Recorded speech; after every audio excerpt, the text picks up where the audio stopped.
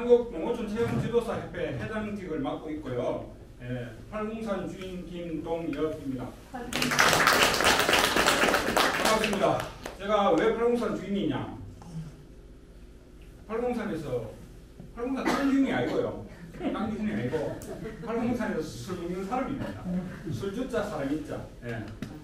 술을 빚는 사람이라고 해서 이제 공기가 들어가도 그 나머지 다른 작균들은 잘 못 들어갑니다. 이 안으로. 왜 그러냐면 안에서 계속해서 탄산이 나오기 때문에 밥을 입안에 넣어서 조금 길게, 조금 뭐 보통 때보다는 좀 길게 씹으면은요 단맛이 나죠. 근데 그 짧은 시간에, 이게 길게라고 제가 방금 길게라고 표현했지만 보통 때보다는 조금 길게 씹으면 단맛이 나는데 그 짧은 시간에 침이 갖고 있는 아밀라제라는 효소가 얘를 탄수화물이 당으로 바꿔줘요. 짧은 시간. 그렇게 짧은 시간에 곡물을 가지고 효모를 투입을 하면은 얘가 나중에 술이 된다. 1차적으로 당이 되었다가 2차적으로 술이 된다. 알코올이 된다. 라고 이렇게 이제 그 원리를 아시면 되는 건데요. 공유하고 그 다음에 두 번째 누룩인데 누룩에는 효소하고 효모 두 가지가 있다. 그거를 아시면 되고요. 그 다음에 물 이렇게 이제 세 가지를 있습니다. 그 중에 제일 중요한 게 뭐다고요? 예, 물입니다. 물론 원료도 중요하지만은 물이 제일 중요해요. 교재는 혹시 물 같은 거 쓸 수도 있으니까 교재 써보시고요. 그러니까 먹거리 체험을 할 때는 위생을 신경 쓰셔야 되고요. 그 다음에 모든 체험에서 굉장히 신경을 많이 쓰셔야 되는 게 안전입니다. 안전. 예, 안전에 신경을 많이 쓰셔야 되는데 실질적으로 술빚게 하는 데는 안전사고가 거의 없는데요. 우리 가끔 가다 보면 이제 다른 거 할 때는 안전사고가 날 수도 있습니다. 비누 만들기 이런 거 할 때는 불을 지켜야 됩니다. 자, 오늘 체험하실 거는 개인당 쌀 300g에 요거는 이제 기억을 하셔야 돼요. 혹시 나중에 집에서 내가 술빚기를 한번 해보고 싶다라고 생각하시는 분들은 요거를 기억을 하셔야 돼요. 그러니까 쌀 기준으로 쌀의 양의 10분의 1. 그러니까 오늘 요게 이제 쌀이 300g이니까 누룩은 30g. 그리고 물은 1.5배 내지 2배. 1.5배 내지 2배. 그러니까 오늘은 개인당 500ml. 물은 500ml. 그러니까 1.5배니까 2배는 안 되고 500ml 정도 물을 붓는 걸로 해서 체험을 하겠습니다. 그래서 나중에 이제 집에 가서 내가 집에서 밥을 지어가지고 누룩을 사서 내가 이제 술을 한번 만들어 보고 싶다. 나만의 술을 만들어 보고 싶다라고 하시면은 거기다가 그러니까 쌀무게입니다. 밥무게가 아니에요. 밥무게가 아니고 쌀무게에 10분의 1 되는 만큼의 누룩 그리고 쌀무게에 1.5배 내지 2배 정도 되는 물 이렇게 해서 준비를 해서 술을 빚으시면 됩니다. 오늘 한번 해보시고 나중에 집에 가서 밥 해가지고 고등밥 해서 이렇게 해보시면 됩니다.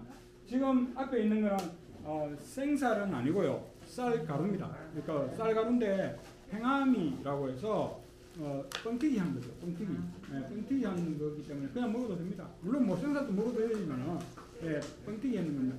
그래서 모든 곡물은 그냥 생으로 사용하는 것이 아니고 볶거나 찌거나 찌거나 삶거나 해서 열을 가해서 얘를 바꿔가지고 밥이나 이렇게 삶은 상태로 고구마, 감자 이런 거를 삶아가지고 이걸 가지고 술을 빚으시면 됩니다.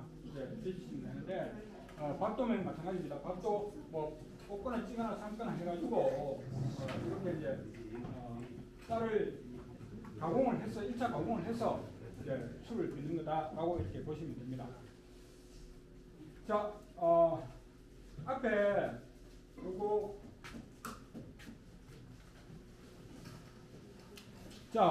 요거 누룩입니다. 누룩인데 오늘은 특별히 비리로 만든 누룩으로 합니다. 하는데 요 컵에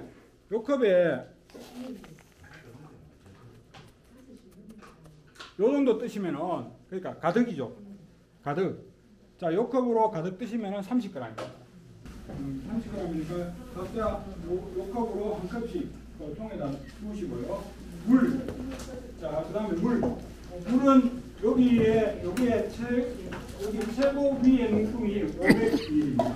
500ml. 요거 여기까지 가득해서 부으시면 됩니다. 예, 수능 많이 나면은 새가라집니다. 수능 많이 나면 새가라집.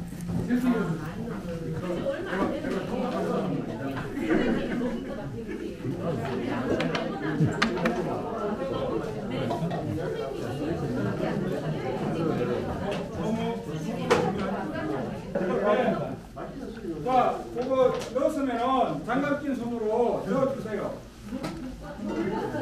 쌀가루 300g에 누룩 30g, 물 500ml 붓습니다. 이렇게 부은 다음에 손으로 저어줍니다.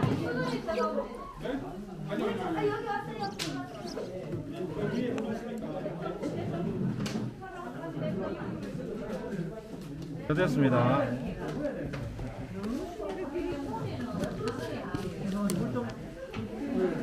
집에 가서 뚜껑을 열어 놓습니다.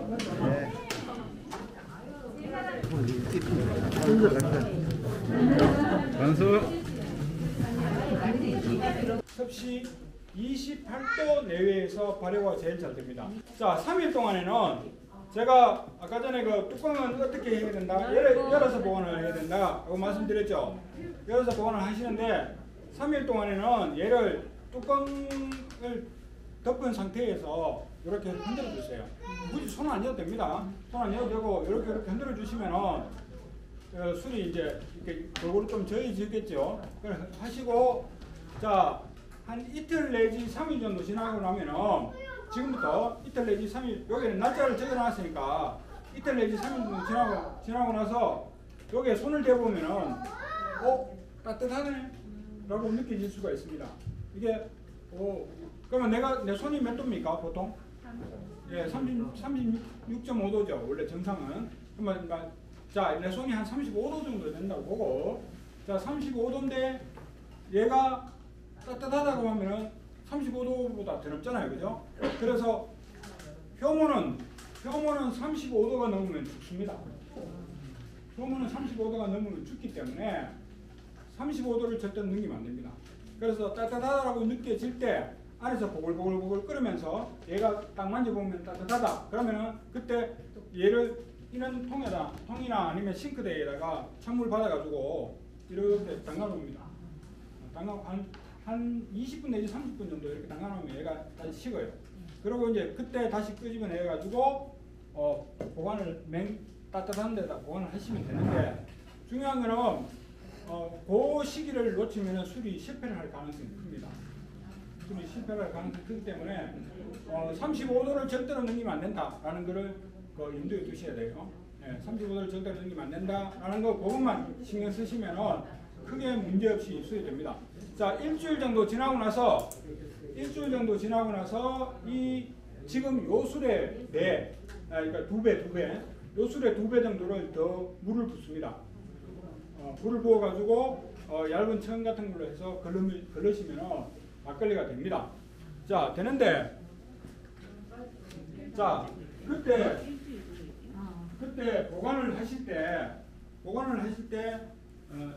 이런 생막걸리 병에다가 보관을 하셔야 돼요. 물을 걸르고 나서 물을 2배를 부으면은 원래 얘가 일주일에서 열흘 정도 지나면은 알코올 도수가 15 내지 18도가 됩니다. 15 내지 18도가 되는데 15 내지 18도가 되었을 때 얘를 물을 2배를 더 부어줬기 때문에 5도 내지 6도의 술이 되는 거죠. 이해가시죠? 네. 그거는 뭐 다들 그래도 농민사관학교 다니시는 분들이니까 금방 이해하실 겁니다. 다른 분들은 잘 이해 못해요. 그래서 자, 물을 2배를 더 부었을 때 얘가 알코올 도수가 5도 내지 6도 되는 막걸리가 된다. 그럼 요 막걸리가 6도입니다. 요 막걸리가 6도인데 우리나라 사람들이 제일 맛있다라고 느끼는 알코올 도수가 6도입니다. 왜 그러냐면 옛날에는 알코올 측정하는 방법을 몰랐을 때도 옛날에 우리 어머니들이 집에서 술을 빚어가지고 얘를 이제 물을 뭐 한 배 정도 더 타가지고 먹으니까 좀 독해, 그리고 좀 뻑뻑해. 그래서 2배 정도 부으니까 먹기도 좋아, 맛있어. 그리고 이게 딱 뭐 알코올 도수도 적당해. 이래가지고 이제 우리나라 술이 6도 술이 많습니다. 이게 그래서 보통 우리가 막걸리가 6도다라고 이제 보통 일반적으로 이제 그렇게 알고 있는데, 물론 저도 이제 5도짜리도 생산하고 7도짜리도 생산하고 8도짜리도 생산합니다만은 5도 그러니까 5도 내지 6도 정도가 보통 이제 막걸리 이 알코올 도수다라고 생각하시면 됩니다. 그것만 발효할 때 그것만 신경 쓰시고, 그리고 35도를 넘지 않는다. 그다음에 나중에 물은 2배 정도를 더 부으면은 6도의 알코올 도수 6도의 술이 된다. 그 대신에 보관을 이제 걸르고 나서 보관은 항상 이런 생막걸리 병에다가 보관을 하셔야 된다. 자, 생막걸리 병은 어떤 특징을 갖고 있다? 안에 있는 탄산이 밖으로 배출되는 그 원리를 갖고 있습니다. 그 원리를 갖고 있기 때문에 생막걸리 병을 사용을 해라라고 말씀을 드리는 겁니다. 자, 생막걸리 병에 보시면 이렇게 나사선에 이런 이제 세로 줄이 있습니다. 세로 줄이 여기 그 앞에 열어보시면, 그리고 안에도 뚜껑에도 마찬가지로 세로 줄이 있습니다. 세로 줄이 있고요. 안에는 부직포가 들어 있습니다. 그래서 이 안에 있는 공기가 자연스럽게 이 밖으로 빠져나올 수 있도록 그렇게 그 원리로 만들어져 있는 게 생막걸리 병입니다. 우리가 일반 이런 병은 나사선에 이 세로 줄이 없습니다. 세로 줄이 없는데 생막걸리는 그 숨을 쉴 수 있도록 줄을 만들어 놨어요. 그래서 그렇게 해서 안에 있는 가스가 빠져나오도록 되어 있기 때문에 그렇게 물을 붓고 그거를 해서 금방 먹어도 되지만은 그렇게 먹으면은 오늘 여기서 드셨는 요 막걸리 맛 안 납니다. 금방 걸었기 때문에 물맛이 좀 강하죠. 근데 얘를 냉장고에 한 3일 정도 두시면 맛있는 막걸리를 드실 수 있습니다. 예, 3일 정도, 3일에서 우리가 보통 요 막걸리 병이 보면은 자, 제조일이 있고요, 뭐 병입일이 있습니다. 제조일, 병입일이 있는데 원래 막걸리, 생막걸리는요, 병입 후, 그러니까 이 병에다가 넣고 난 이후에 병입 후 3일 내지 열흘 사이에 제일 맛있습니다. 그때 그러니까 3일 전에는 약간 물맛이 강해요. 그리고 열흘이 지나면은 얘가 이미 이제 점점 맛이 하루하루 조금씩 이제 떨어진다고. 맛은 떨어집니다. 알코올 도수는 조금씩 올라갈 수는 있어요. 알코올 도수는 조금씩 올라갈 수는 있는데 한 달이 지났다. 그러면은 이거를 버리기는 좀 아깝고, 그러면은 딱 위에 물만 딱 따라서 먹을 수 있습니다. 위에 청주를 드실 수 있습니다. 제가 생각하기로는 우리 동네에 우리 집에 체험 온 사람들은 잠자고 싶으면은 뭐 호텔이나 동네 펜션에 다른 데다 소개시키고요. 밥 먹으러 오면은 그 뒤에 있는 식당에 소개를 시켜주고 이렇게 합니다. 그게 이제 어떻게 보면 그게 이제 내 혼자 돈 다 버는 게 아니고요. 상생의 방법으로 가야 되는 거 아닌가라는 생각이 듭니다. 그래서 여러분들도 너무 무리하게 내가 뭐 밥거진 사람들한테 밥거진 셈이고, 그리고 뭐 잠거진 이제 물론 뭐 펜션 운영하시는 분들은 당연히 뭐 그렇게 하셔야 되겠지만 너무 내 혼자 돈 다 벌려고 생각하지 마시고 주위 분들하고 같이 이렇게 하시면 좋을 것 같습니다.